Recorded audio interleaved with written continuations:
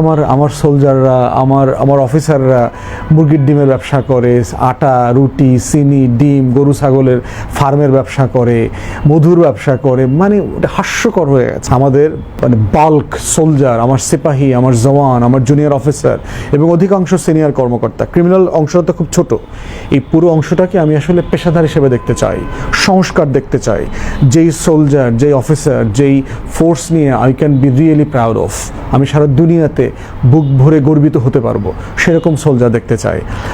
আমার সোলজাররা, আমার অফিসাররা মুরগির ডিমের ব্যবসা করে, আটা রুটি চিনি ডিম গরু ছাগলের ফার্মের ব্যবসা করে, মধুর ব্যবসা করে, মানে ওটা হাস্যকর হয়ে গেছে। এবং তাদেরকে দেখা দেখি এখন বিজিবির ব্যাংক আছে, পুলিশের ব্যাংক আছে, তাদেরও আবার হাউজিং অ্যাসোসিয়েশন, মানে টোটাল ফোর্সটাকে একটা ডিসফাংশনাল স্টেট ফোর্স আকারে দিচ্ছে, যেখানে একটা সভরেন ফোর্স থাকতে হবে, ডেডিকেটেড এবং প্রফেশনাল।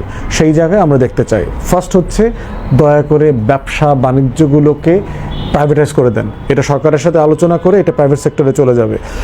আপনাদের যে ওয়েলফেয়ার ফান্ড দরকার হয় সেই টাকা রাষ্ট্র দেবে, আমরা রক্ত বেচা এই দেশের বেশ কোটি মানুষ আপনাদের জন্য টাকা দিব, যেন আপনাদের সোলজার, আপনাদের অফিসাররা ভালো থাকে, নিরাপদে থাকে, বেস্ট ট্রেনিং ম্যাটেরিয়ালস পায়, বেস্ট আর্মামেন্ট পায়, বেস্ট যুদ্ধ জাহাজটা পায়, বেস্ট যুদ্ধ বিমানটা পায়।